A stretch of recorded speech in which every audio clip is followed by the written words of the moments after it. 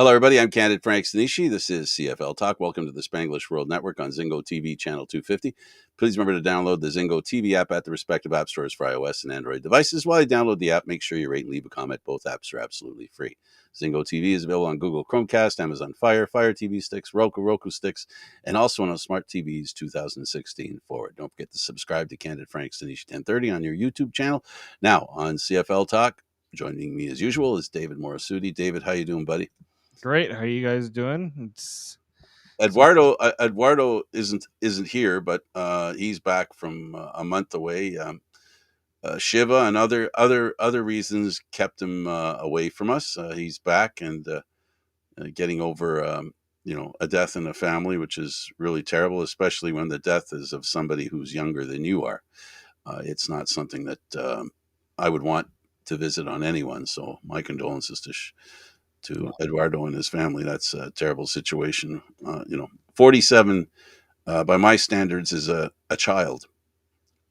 Yeah, no, that's fair. And condolences obviously go out to Eduardo, who he does his best to keep us up and running as much as possible, and obviously Jewish holidays too. We have a lot of this is the holiday period now. September's is a good month for Jewish holidays. September and then we got October coming up. Yep. Thanks. They're everywhere. Gobble gobble. Absolutely. So here it is. We pretty much sensed there was a good chance. This is, of course, we always start with the Argos. That goes without saying.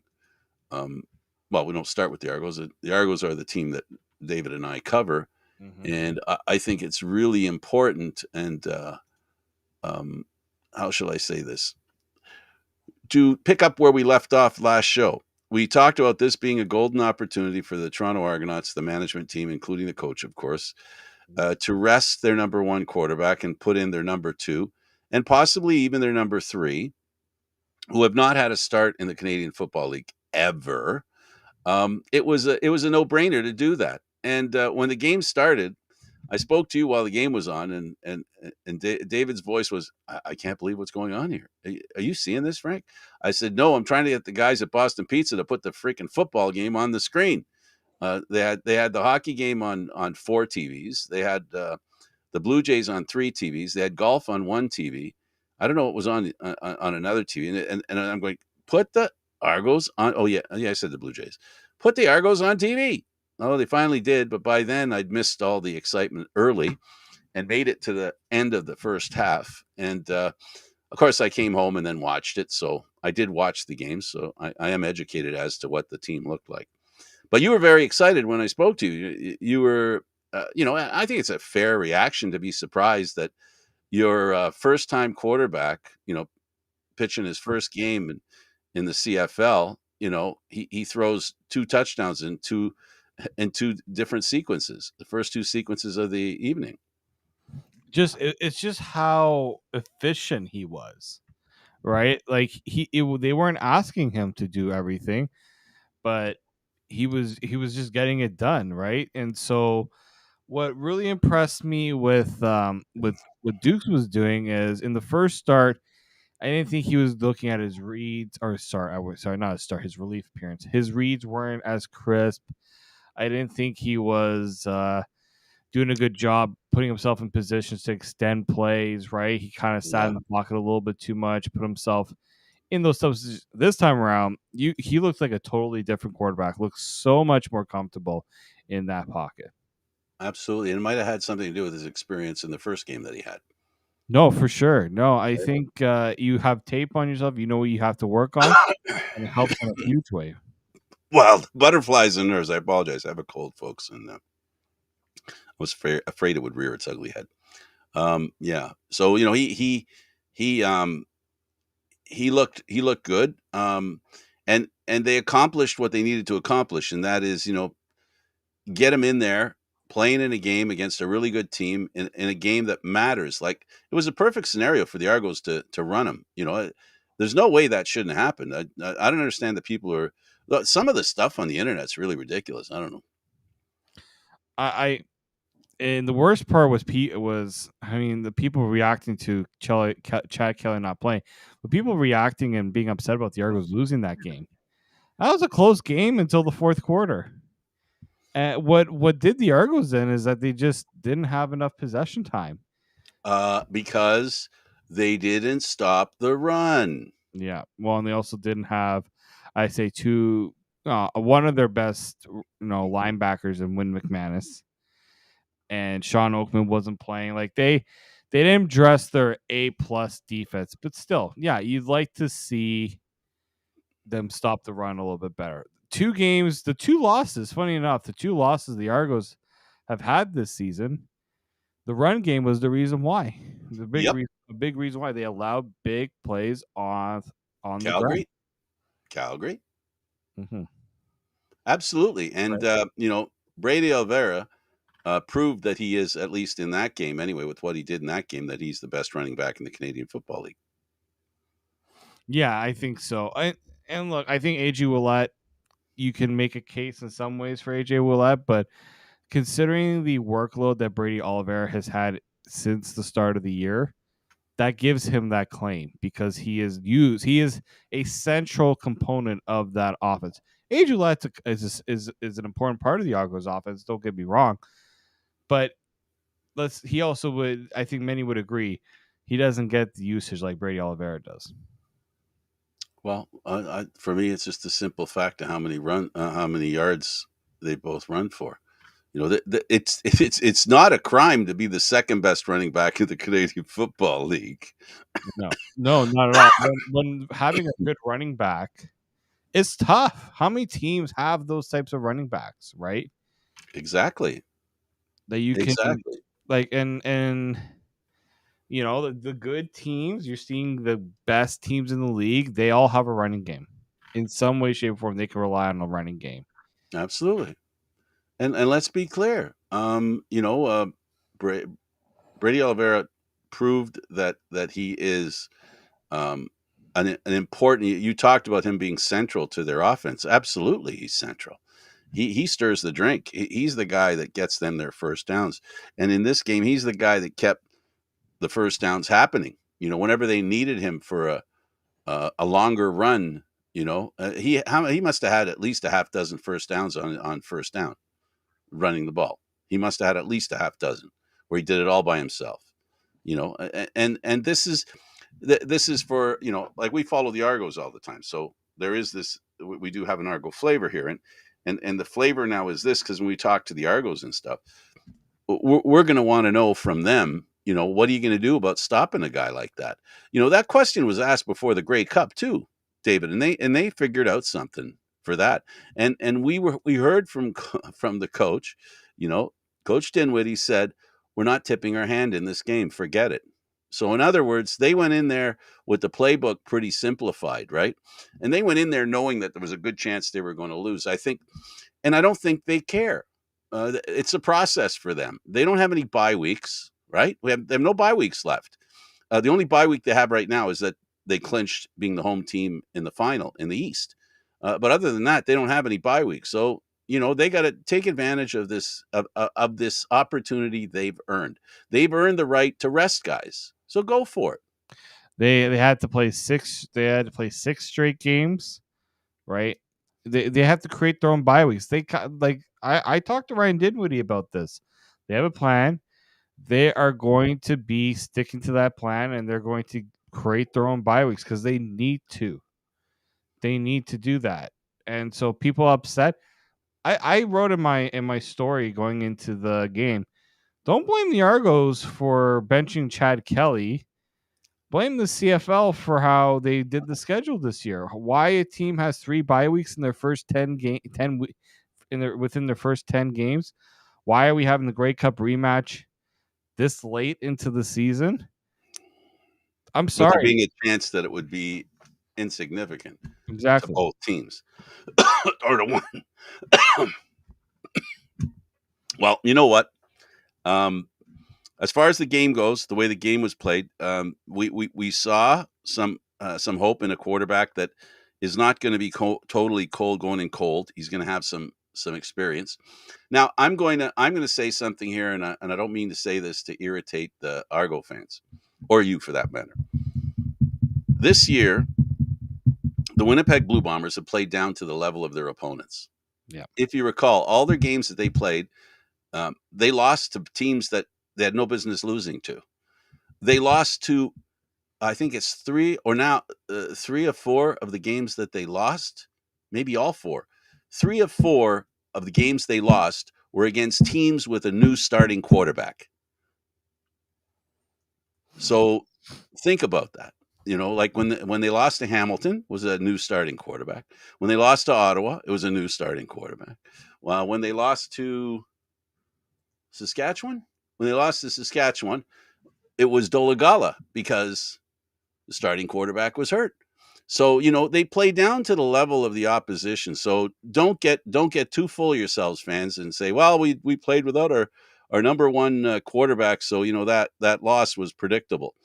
Well, it's still one of those things where, what the Argo players and the coach and this team has said now for the past 2 years. It's all about being 1-0. Forget about yesterday, forget about tomorrow, worry about today. And that today was a game where they got a chance to bring in a young quarterback and try some new DBs as well. Not only linebackers, but DBs too. Yeah, and people always it wasn't like the Argos just sat Chad Kelly. No. People, Did you see some of this stuff on the internet? He was being benched because he threw 2 interceptions in the last game. oh, yeah, that was That yeah, was that was the American outlet that clearly doesn't watch a wink of CFL football. But the one I would say was the more prevalent one was like people actually thought the Argos would be worried about playing Chad Kelly in the environment in Winnipeg. And I'm like, that is the silliest thing I've ever heard, because I hate to tell you this, it doesn't get easier if you go into the playoffs.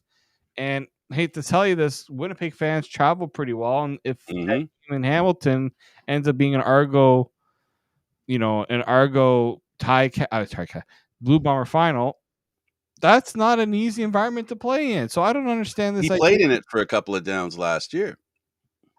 So it's not like he doesn't know what it's all about. Yeah, so I don't get this idea where people are making it feel like the Argos are trying to cover themselves up from. Oh boy, that's just somebody doing that. In internet parlance, it's called trolling.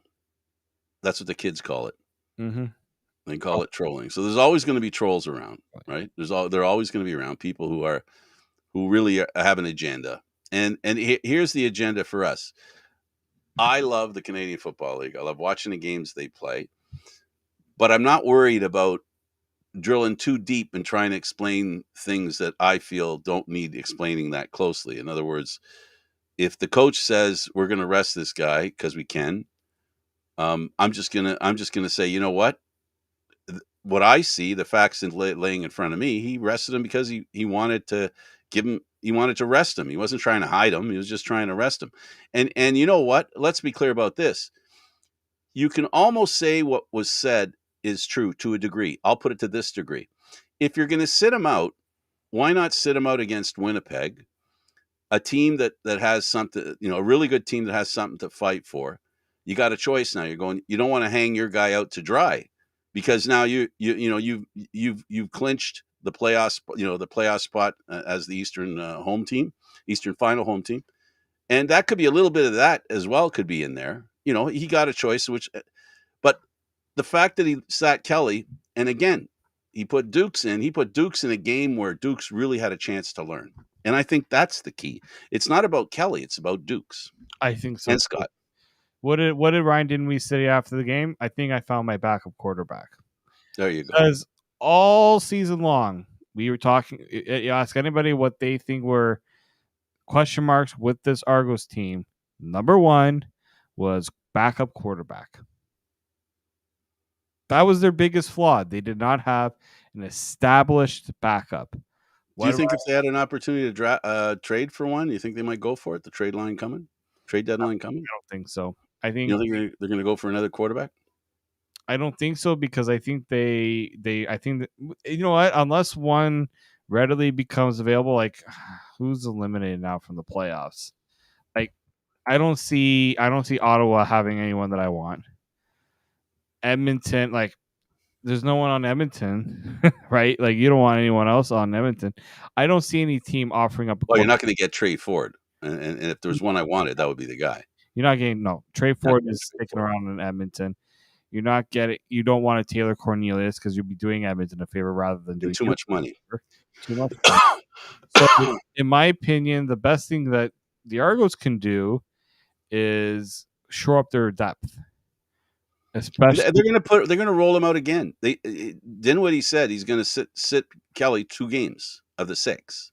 Yeah, he's sitting on the last game of the year. Like he's going to play Friday against that's the big 150th, and then like you can take your pick, but I would nobody. They usually don't play their starters the last week of the year, so I would say that that final game against I think it's Ottawa. Ottawa. Yep, Ottawa. Likely not going.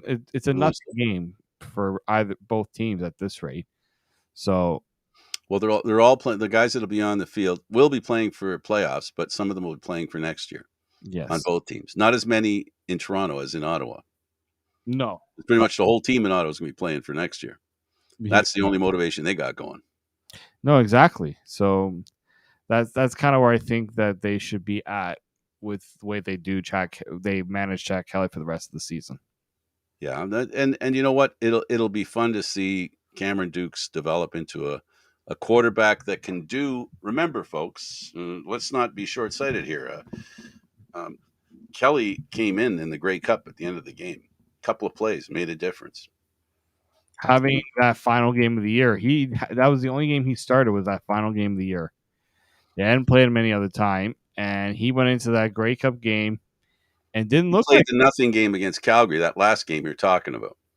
Montreal. It was Oh, Montreal. okay, Montreal. All right. Yeah, and yeah, he had a few sporadic snaps throughout the Couple season. interceptions. Yeah, but nothing like that game that cemented his ability to at least show that he could do something in the CFL. Well, they got to get the butterflies out. Oh yeah, you can't throw. Right? That's just something players have. Their first game, they're going to have butterflies. No You got to doubt. get rid of those. You got to get rid of those, and then see how he plays. Exactly. So we've got a chance now to see that maybe because when we look at the crosstown rivals, the Hamilton Tiger Cats, who played Calgary and look pretty strong. We've got 2 really good teams in the East now. They beat Calgary 22-15. I'm telling you, David, they're rounded into shape, and those Ticat fans are going to start getting cocky. They're going to start. They're going to warm up in their closets and maybe even in their basements. Argos suck. Argos suck. They're warming up. It's coming. It always is. I love it. I got to tell you, I do really love it. I mean, it keeps some intrigue going in the CFL. Let's just say, Absolutely. Whatever gets the excitement going, because let's face it, the excitement in the stands does spread to the field as much as it's a symbiotic relationship, as much as it spreads from the field to the stands. So, and they beat Calgary. David, Calgary really looks like they're going to be in rebuild mode. Not next man up, next team up. no, exactly. The next few weeks are going to be very. Now it's work. I like a lot of teams have already started clinching playoff berths and things like that. It's going to be interesting to see how they manage. Again, it's not just to rest guys because you can't just rest guys for the rest of the year. You got to keep them fresh. I'm curious to see how teams will navigate that now in the final stretch of the year. As Saskatchewan is, they've got some work to do. it isn't a walkover for them. No, but I think they've got to earn their way. They're on the driver's seat, but they can't say that they're over the finish line right now. Not by any stretch. So Hamilton makes Calgary look ordinary. And the amazing thing is that the reason I came up with Hamilton after the previous conversation is because of backup quarterbacks. Schultz was brought in 2 touchdowns at the end of the game. You and I have always had faith in him when he was in Montreal and came to Hamilton. We thought that was a good move on their part. He paid him back. Yes, he did, and that's again, that's the value of having that other guy that you can rely on. And I will say this: I thought that with the way that Hamilton's season's been going, I would have thought that Schultz would have been back in this game. Like why he wasn't in this game to begin with, you were coming. I'm pretty sure, if I'm not. So with this game, you saw Taylor Powell how he looked against Toronto. It wasn't great. So you had every excuse to bring Matthew Schultz back in. I think that's why they didn't. They want to maintain his confidence. They wanted to build up his game and then give him a heads up on when they're going to bring Schultz in, because they're going to do that. They've got to do that. They've got to give Schultz a game or some reps too. Because is Bo Levi Mitchell really the answer? I know he's throwing the ball on the sidelines. I know he's at practice. They have a very luxurious position. They literally have now 3 quarterbacks with starting experience. That's true. They do have a wealth of that. The thing is, it's one thing to have the experience, but it's another thing to have the talent, right? Absolutely. So, Powell has had ups and downs for sure. I mean, let's not forget, Hamilton had won 4 of the last 6 games. They were doing something right with Powell there, but I just think to get to that next level, to tell yourself who's going to give us the best chance to win in games against good opponents, I don't know if I can trust Taylor Powell to do that. Yeah, and Schultz is a guy that was brought in, and I think it was math. He was the guy that could be brought in for a price that could be a backup. So Powell was a bonus this year. Let's be clear. When they started their season, Hamilton had no way believed that Powell could do what he did this season. If anybody was going to do that kind of stuff, they expected Schultz to do it, but then he turned around and got hurt. Exactly. And that's the sensitivity of quarterbacks, right? And that's why when you sit Kelly, sorry, just thought I'd mention that. You want to make sure players are healthy, rested, because that's how they don't get hurt more often than not. It's when players are tired, they get hurt. So they've got an opportunity here. Hamilton does they have a wealth of riches at the quarterback position. If I'm the Hamilton management team, I'm really happy about the way things are. This is good what they got going on. It is, and I've been wanting some intrigue, right? I want to see competitive. It's to keep the You want intrigue?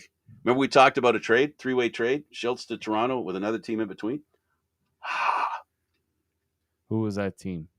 I don't know. I'm just saying, is there a team, a middleman team? Because you know full well that Hamilton isn't going to trade Schultz to Toronto.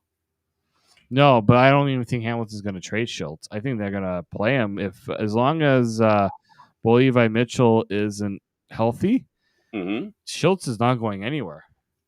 I was just putting that out there. But I will say, I don't know what Matthew Schultz's contract status is like, but I think there are some teams that could look to Matthew Schultz as their if Matthew Schultz can put on a good showing to end the season. Guess what? That's gonna look pretty well for him in his off season outlook. Absolutely. So in the game, Hamilton, as I said, Schultz came in and rescued the team. Did a great job of rescuing them. It's one thing to see what happened, and you still got that. Tim White impresses me. White and Butler, they are 2 really good players that they're able to depend on. Yes, and that's a luxury in a lot of cases, right? Not a lot of teams can say they have that. Not at all. So you just kind of have to you take your chances when you go with those options too, right? But when they work out, they make you look really good. Well, when they brought Tim in, they brought him in with the intent of him being that good, like he was when he was in BC.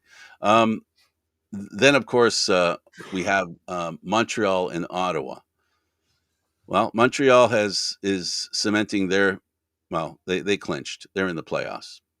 No doubt. We need They beat the only team that could catch them of any concern, and they helped them their cause in staying close to Hamilton. So things are good that way. So Montreal's in good shape. This is going to be an interesting playoff. Every playoff game to me is, man, it's got stuff going on like Hamilton and Montreal. I'm going, oh, that game is going to be something. It's not a 4-14 team playing a 9-9 team. It's two teams that I think they'll both be above 500 by the time they meet. I think they're on a roll, both of them. I think Montreal's defense is on a massive roll right now. Talk about a producing. It's one thing to have a good defense, another to have a producing defense, right? Pick Absolutely. six, fumble return for a touchdown, 5 sacks. Like and this is not just out of nowhere for this Montreal defense. They've been doing this the last few years. So if I'm look, people are putting Toronto into the Grey Cup. I'm not that type of person. I can't do it until I see how both teams line up. If this is the type of effort you're going to get from Montreal, it's going to give Toronto a very hard time. Absolutely, it is. Absolutely. James Butler sits third in rushing TDs in the league, and he had a real slow start. I think when you look at but when you look at that, people say, "Oh, look at this quarterback who's leading the league in rushing touchdowns." And this is where I feel like the league has to change that stat to a quarterback sneaking touchdown. Because it's not for running backs who don't get the benefit of having the offensive line, push, and you only have to do is stretch forward. Well, and you're not giving the ball in the 2-yard line often. No, like almost never. If you do it, that's just because you have a lot of faith that your running back is going to get it in. But CFL teams do not do it at all. Yeah, if your name's not Brady Oliveira, Mm-hmm. right? So, or James Butler, because Hamilton will give it to Butler Butler. has been such an important addition for that Hamilton offense because He's coming through the way they hoped. they need a good running game. You Every especially team does. Yep. they don't in the CFL. You don't want your quarterback throwing the ball 50 times. Just not a thing you want. So Absolutely. I do like James Butler was a perfect pickup for Hamilton. In that regard, I maybe thought that there was times where they didn't use him enough, but I do like what that has done for the game. Absolutely. Big thrilling thing. So Calgary loses to Hamilton, and we talked about Montreal and Ottawa. What do you do with Ottawa? I guess they've had some bad luck with quarterbacks. Their running game. I don't know if you credit Montreal with Ottawa's futility in the game. Is it more Ottawa? I think you said it earlier that it's the defense. Yeah, And it appears their defense did a number on Ottawa. and you're not running the ball when you're trailing. No, right? Teams aren't doing that, so that when you're constantly behind in games, it's going to be it's going to be tough to have high expectations for a rush running attack when you don't have the other parts to complement a running game, right? They just don't have the offense right now. They need to reinvent that offense. That offense is putting them in such bad spots. Defense is getting tired because they can't stay on the field. I think they need an overhaul. I know it's Kahari Jones is the offensive coordinator. I don't. You got to figure out if he can do the job, or you got to look elsewhere. But I think that whole system needs to be overhauled. You need to. well, one thing's for sure: they need a quarterback, a consistently good quarterback. They need a running game. We see now that Montreal with William Stanback is finally rounding into the form that we're accustomed. He ran for 85 yards, which isn't stellar, but it's very useful in helping an offense, move along. And he's running really well, and the timing's perfect towards the end of the year. It's going to be interesting. Um, I like what Montreal does, and they do it with a lot of intensity. They're a very robust team. They're very physical, and you got to be ready to play when you're playing them. They play a very physical game. Oh, they do, and I give them a lot of credit for that. Um, it's just, yeah, Ottawa. I don't have a lot of. I want to give Ottawa fans some semblance of things they can look forward to, but I don't think you should excuse what's happened this year in Ottawa.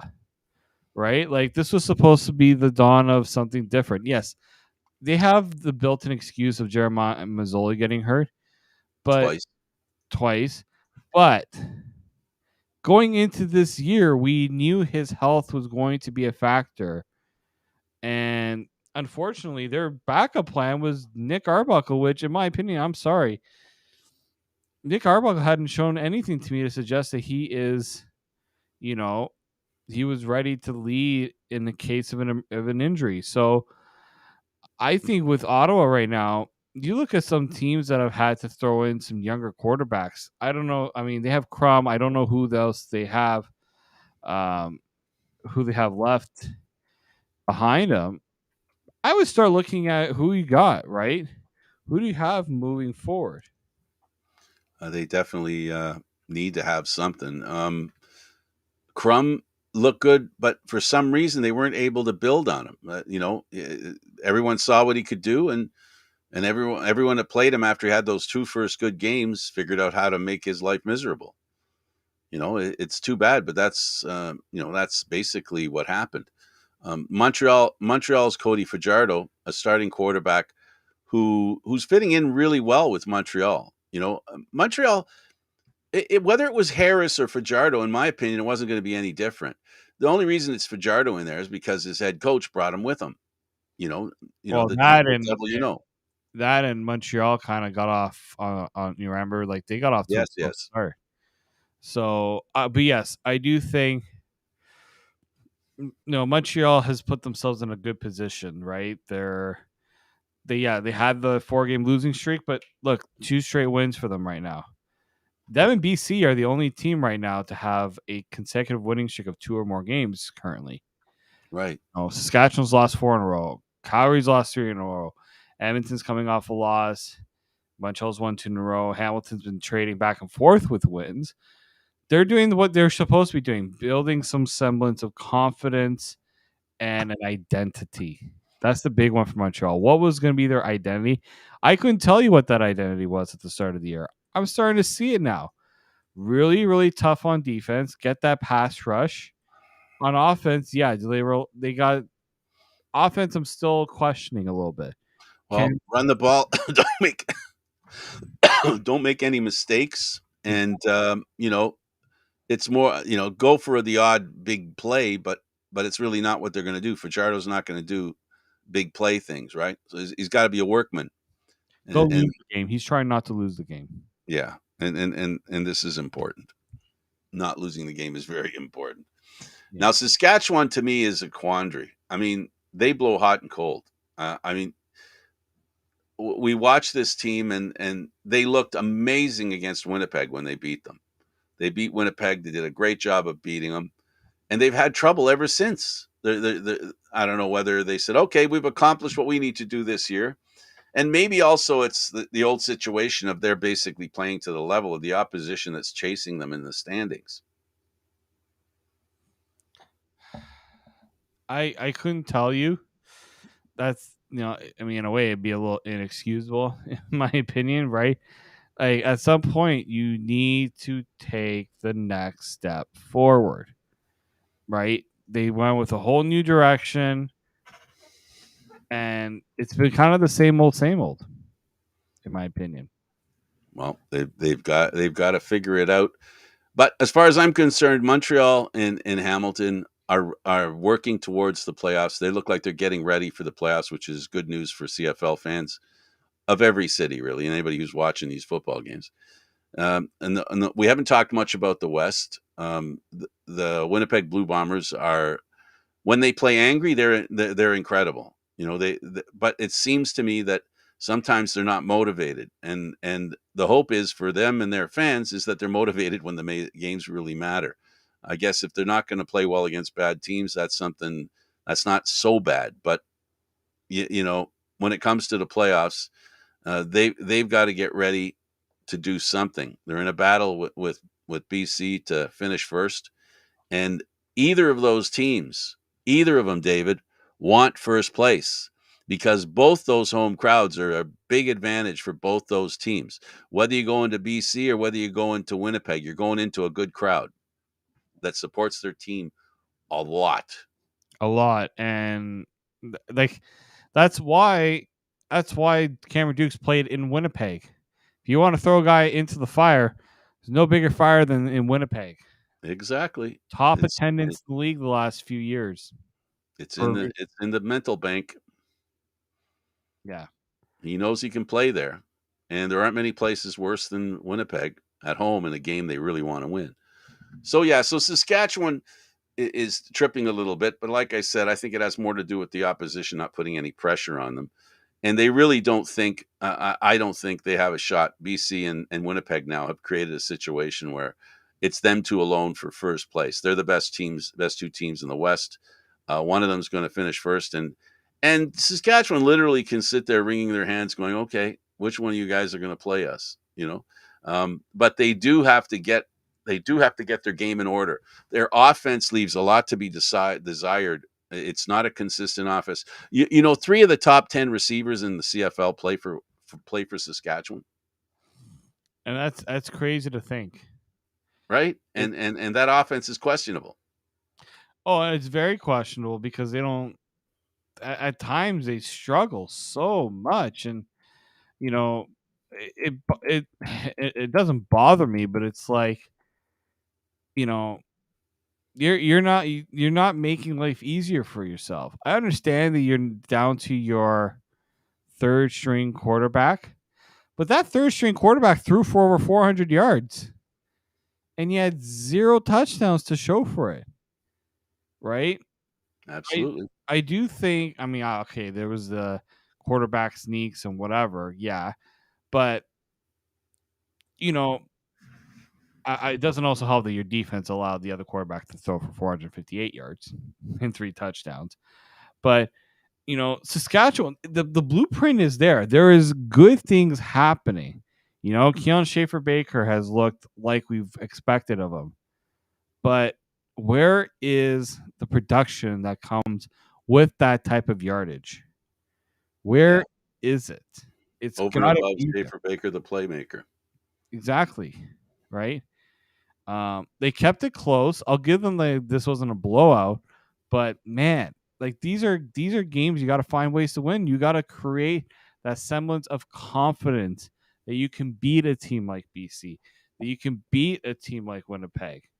Yeah, you're gonna get a bit of an easier schedule right now. You got the Tiger Cats coming up, then you have the Stampeders, and the Argos coming up.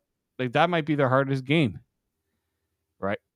I think they end their week on a bye too, right? So, like, I want to see this Rough Riders team be a team that can say, you know what, they might be able to be able to surprise someone, but their play to me hasn't been rather inspiring because they haven't really beaten teams, and the teams that they've beaten, they've barely beaten them. They lose to Ottawa a few weeks ago. They lose to Edmonton. There's something to build off of, but it's up to this team to start putting it together. Absolutely. They've got to do it. Mm-hmm. Now we've got, let's see, who do we have left in the West? Edmonton. They didn't play. Nope. Edmonton looked good. As far as I'm concerned, their trajectory is good. Obviously not for this year because there's not much they're going to be able to do this year. But you like where they've been, and you were talking about hope for teams, and they're a team that have developed some hope. I think so. It's going to take some time for them to.